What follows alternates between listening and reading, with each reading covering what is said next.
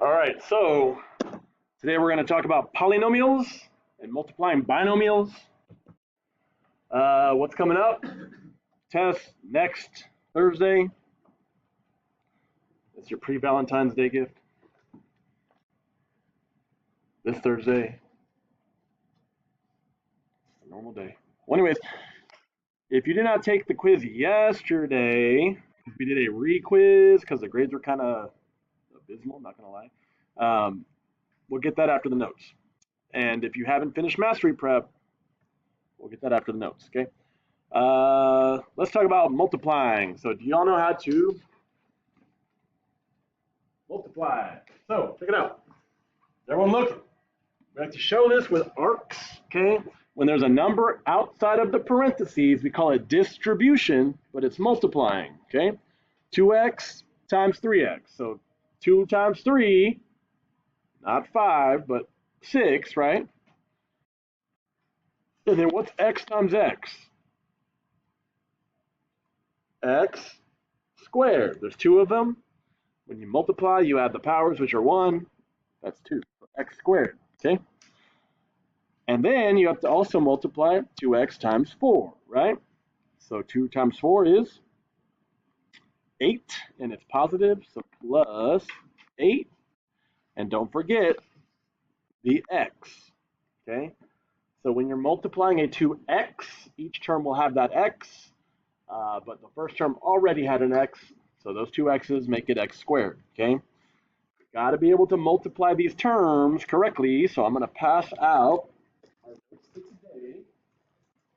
We're going to do something a little bit out of the ordinary, okay? Sure, I won't find it very fun, but first, let's do these notes, okay?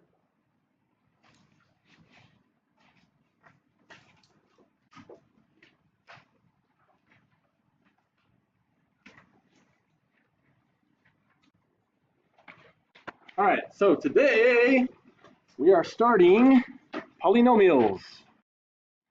All right, we're starting polynomials.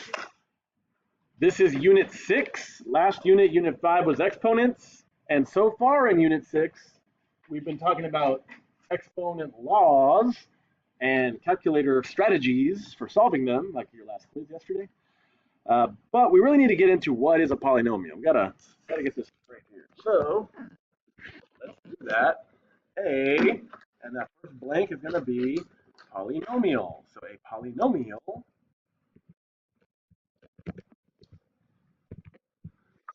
is an algebraic expression made up of terms. Go ahead and write that down. A polynomial is an algebraic expression made up of terms.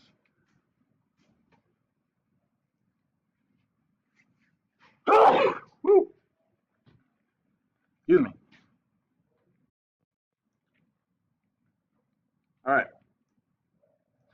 And then the next blank is going to start with polynomials.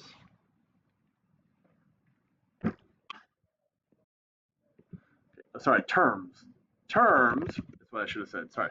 Terms are the individual parts of the expression, and this is very important. Let's everyone underline this. Terms are the parts separated by plus or minus sign. Your different terms must have a plus or minus in between them. That's how you count your terms, okay?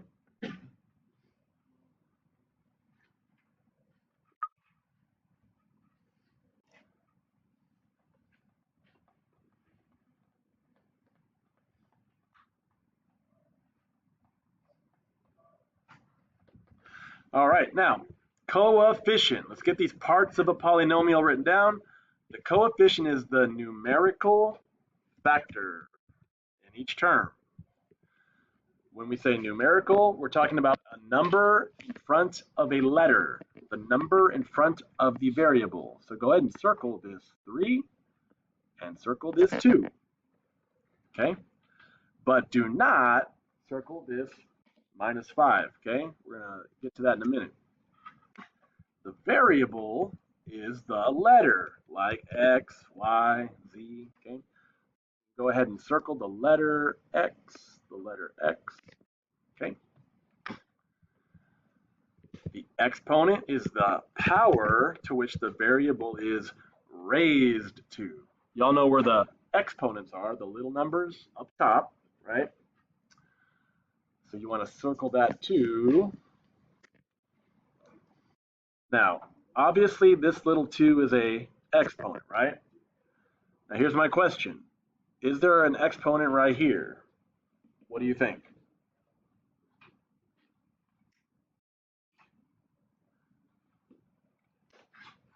If there is no exponent, remember there's always a implied exponent 1. So when you just have an x, the invisible exponent, the invisible math, is a little invisible 1. Okay. Now, a constant is a term with no variable. Term with no variable. It's a number all by itself. And the number all by itself here, this example, is -5. Okay? So,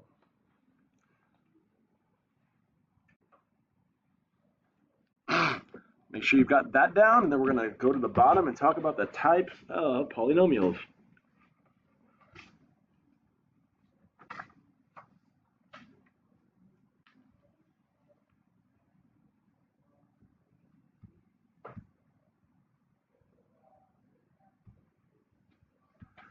All right, here we go.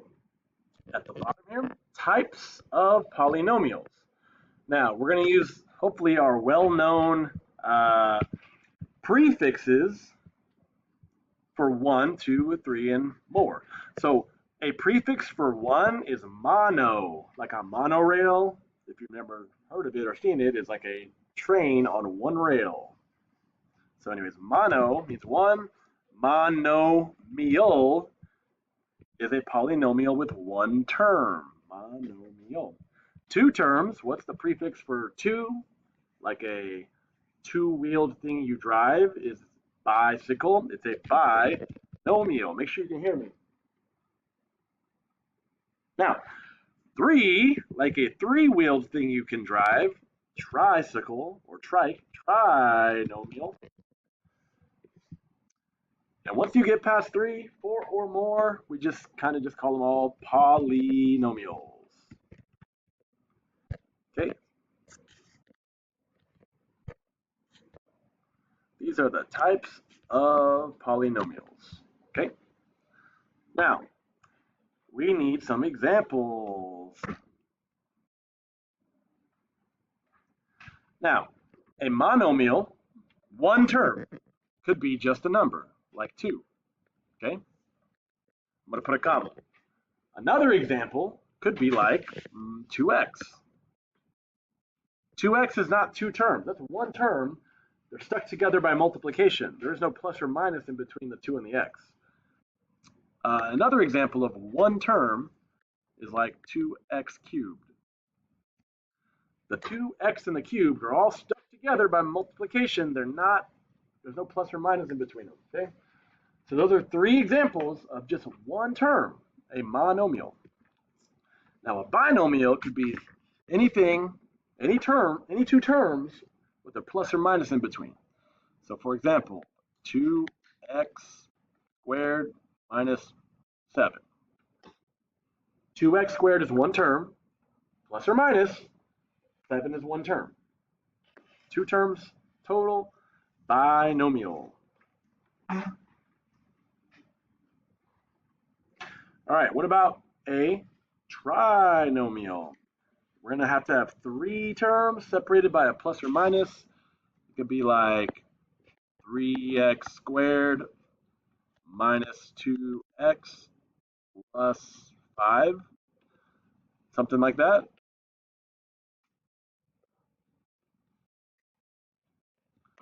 See now there's a term plus or minus, a term plus or minus, a term.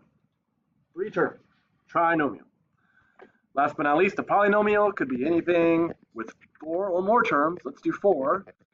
You could even have something like this, 4a minus 2b plus 3c minus 7. Okay? Even if it's 3 different variables, it's still 4 different terms separated by plus or minus. Cool. Now, degree. The term with the highest exponent is the degree. So you look at your polynomial, what's the biggest exponent, power, degree that you see? That's going to tell you what kind of function it is, and there's names. So you got to know these names, you got to keep these notes, you got to remember this stuff, okay? So if there is no exponent, that means there's no x, it's just a number, that's called a constant, okay? If you have like an x to a 1 degree, which is just a regular x, that's what we did the whole first semester of this class back in 2024, right? Degree 1 is called linear, okay? But when you get into x squared, we're going to be talking about that more later, that's quadratic, okay? Third power, like when you cube something, it's called cubic. And 4 and 5 might be new to you. 4 power is quartic. 5th power is quintic. Make sure you have this written down because we're about to flip it over and do some examples of multiplying binomials.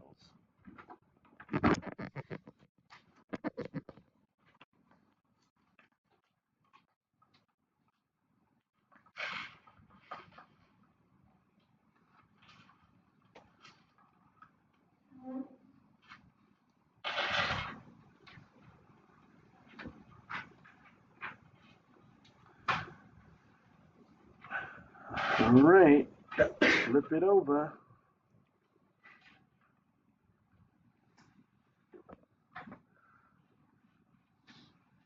Okay, a couple people getting this down, and then flipping it over, it is sideways on the back.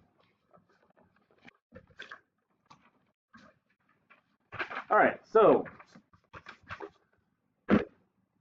we all know what a binomial is now, right? 2 terms. Does anyone still need this? Okay, on the back, check it out. All right, now you already have this printed on your sheet, right? There are technically 3 ways to do this, okay? Hey.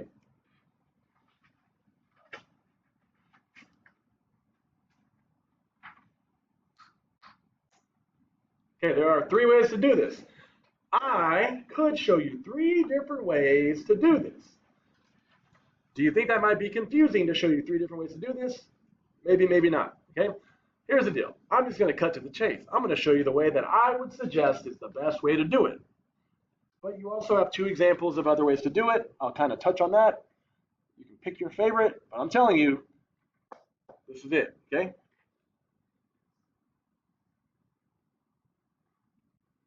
All right, stay with me. Tricky, tricky. You don't need to do that. I want you to have your ears open, you know? All right, I'm going to show you how to do this. Ready? We're going to do double distribution. So look at that middle one. Let's do this together, okay? Remember our warm-up today. We did distribution. We multiplied a term into a parentheses. So like the name implies, double distribution, we're going to do it 2 times. And then we have one more step of combining like terms, and we're done. Check it out. The first term in the first binomial is 4x. So this is what it's going to look like. I'd like you to draw this, okay? We're going to do 4x times x, and then 4x times negative 3, okay? So let's think about this. What is 4x times x? So the only number between those is 4. And when I do x times x, that's x squared. Does everyone know x times x is x squared? This is going to happen many times over and over and over. So whenever you have the same letter twice, it's squared when you're multiplying, okay? Now that was the first arc. Okay, that was this. Now here's your second one, 4x times negative 3.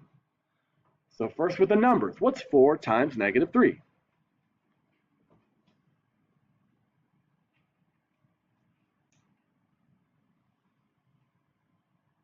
4 times negative 3. Anybody? Okay, negative 12. So 4 times a positive times a negative, so negative 12. If you struggle with multiplying numbers, don't sweat it, but use Desmos, please, okay? Now, we can't forget that the original term had an x, so this has to have an x, okay? Do not forget your x's if they belong, okay? Okay, we just did single distribution. We just did the first term times the whole second binomial. So here's what we're going to do next. Watch underneath. We're going to take the second term, negative 5 times x, and negative 5 times negative 3. Are you seeing the double distribution? There's arcs on top for the first term, arcs on bottom for the second term. Okay, so let's do that first arc. What is negative 5 times x? Whenever you have a number times a letter, you just stick them next to each other. Negative 5 times x, negative 5x. Okay. Okay, and my last multiplication, negative 5 times negative 3, negative times a negative is positive. 5 times 3, 15. Okay. Do you see how I did first term times the whole second parentheses, and then the second term times the whole second parentheses? Every little arc is multiplying, and you end up with 4 terms. Does everyone remember 4 terms is called a polynomial? One more step. We need to combine like terms, okay? Now I want you to notice, look at x squared. There is only one x squared term here, right? These aren't squared. You just bring that down, 4x squared. Let's skip over here. Constant, 15 without an x. That's the only thing without an x. Bring that down, plus 15. I want you to notice the 2 terms in the middle, both are just x terms. These are both x terms. They're both like terms. So what you're going to do is combine like terms in the middle there. So now you're thinking, not multiplying, you're combining. What's negative 12 minus 5? Desmos can help you, but you have to be able to just combine. You're not multiplying. So negative 12 minus 5 is negative 17x. Okay? So up here, this was multiplying. Right here, this is adding. Okay? Very important that you know the difference. The distribution is multiplying. Your last step is to add or combine like terms. Okay? This final trinomial is your final answer. That's it. You took 2 binomials multiplied them, combined like terms, and you end up with a final trinomial answer. That's it. Okay? Now, real quick, I'm saving you having to write this stuff down, but I want to explain this. So if you look at the left, see vertical alignment? Do y'all remember multiplying 2-digit terms back in elementary school, just like regular numbers? You do the first term times both of these, and then the second term times both of these. Let me show you. When you're multiplying this stuff, negative 3 times negative 5 goes here. Negative 3 times 4x goes here. Drop down, put a 0. X times negative 5 goes here. X times 4x goes here. Adding vertically gives you the same answer. Okay? I'm not trying to confuse you with that, so if that doesn't make sense, forget about it. Just remember the middle thing right here, okay? But real quick, off to the right here, box method. Box method is what we did in the middle, but in a box, okay? So look, I put the 4x minus 5 on the left, I put the x minus 3 on the top. Every one of these boxes, I multiply the intersecting rows and columns, and I end up with the same 4 terms in a box, right here. And I circle these because these are my like terms. I combine like terms. I get the same exact answer, okay? I don't care for drawing a box. I don't care for doing the vertical alignment. I want to give you one way, consistently applied, so you're not thinking, which one do I use? They all technically work, but you just got to pick one at the end of the day. So I'm picking one for us. It's the middle one. If you want to go rogue and pick the other ones, As long as you never get it wrong, do it. Sound good? Let's do that middle double distribution way down here. So, zooming in here. Bottom left, ready? When I do double distribution, it's the first term times the first term. What's 3m times m? The only number is 3, so write 3. M times m is m. What goes on it? Squared. Okay? Now I'm going to do the same 3m times the second term, 2.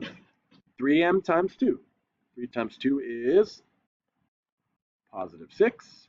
Don't forget the m. Now I'm going to do the second term in the first parentheses, negative 1 times m. A number and a letter, you just stick them next to each other, negative 1m. And then negative 1 times 2 is negative 2. Remember, the first term comes down, the middle two combine. What is 6 minus 1? 5. So positive, so plus 5m.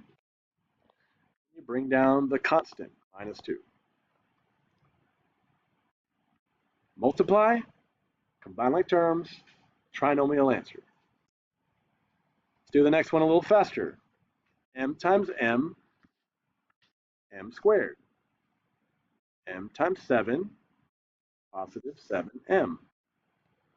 3 times m, positive 3m. 3 times 7, positive 21. Combine like terms. M squared, 7 plus 3 is 10, plus 21.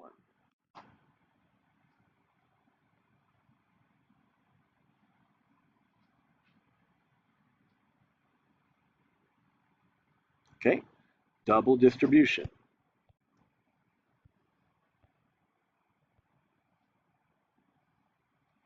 So similarly here, 3c times 2c, 6c squared, 3c times 7, 21c, negative 2 times 2c, negative 4c, negative 2 times 7, negative 14. Combine like terms, you get 6c squared plus 17c minus 14.